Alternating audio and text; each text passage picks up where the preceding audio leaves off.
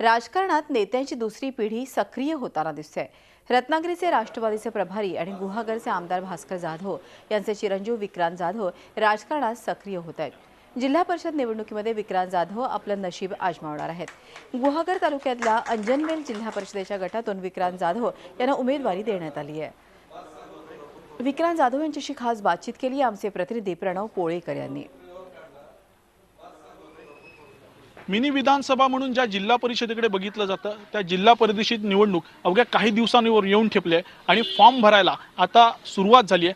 कोकणामध्ये देखील याची अनेक ठिकाणी फॉर्म भरण्यासाठी सुरुवात झाली आहे आणि कोकणामधले जे राजकारणी आहेत त्यांची दुसरी फळी सध्या राजकारणामध्ये सक्रिय होताना दिसते। भास्कर जाधवांचे चिरंजीव विक्रांत जाधव हे अंजनवेल जिल्हा परिषदेमधनं निवडणूक लढवणार आहेत आणि आपलं नशीब आजमावणार आहेत। आपल्यासोबत विक्रांत आहे।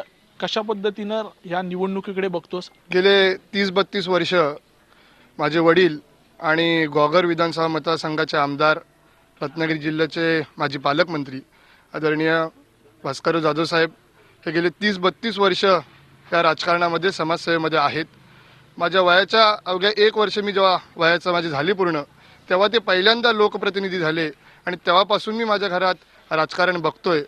त्यामुळे कुठेतरी स्वाभाविक आहे की माझ्या मनामध्ये आपण या राजकारण क्षेत्रामध्ये यावं असं वाटून गेलं आणि गेले 3-4 वर्ष मी राष्ट्रवादी विद्यार्थी काँग्रेसचा राज्याचा उपाध्यक्ष म्हणून 3-4 वर्ष काम करतोय।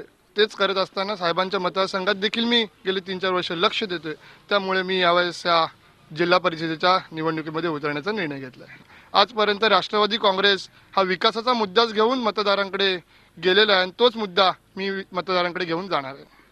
उमेदवारीमुळे अनेक नाराज झाले त्या गटामध्ये असं बोललं जातंय, नेमकी काय वस्तुस्थिती आहे आणि लोकांचा आग्रह काय होता? असं की नाराज तर अनेक नाही, मला ते एकच झालेत। अनेक झालेले मला तर माहीत नाही, परंतु खरं जर त्या गटाची राजकीय पार्श्वभूमी बघाल तर ती आदरणीय मुळेभाऊ जे आमचे तालुकाध्यक्ष आहेत गुहागरचे, त्यांची ती खरी उमेदवारी होती आणि त्यांच्या मनाचा तो मोठेपणा होता की त्यांनी ती मला उमेदवारी लोकांपर्यंत नेऊन आणि लोकांच्या मार्फत ती मला देऊ केली आहे। त्यामुळे कोणी नाराज असण्याचं काय कारण नसावं। कशा पद्धतीने विजय मिळवणार? विजय तर आपण नक्की मिळवणार आणि तो मोठ्या फरकाने मिळवणार, पण आत्ताच काय घोषणा करत नाही। तरी देखील आजच्या घडीला मी 2,500 ते 3-3.5 हजार मतांनी निवडून येवढं निश्चित। व्हिडिओ जर्नलिस्ट निलेश कदमसह प्रणव पोळेकर, झी मीडिया, गुहागर, रत्नागिरी। झी 24 तास रहा एक पाऊल पुढे।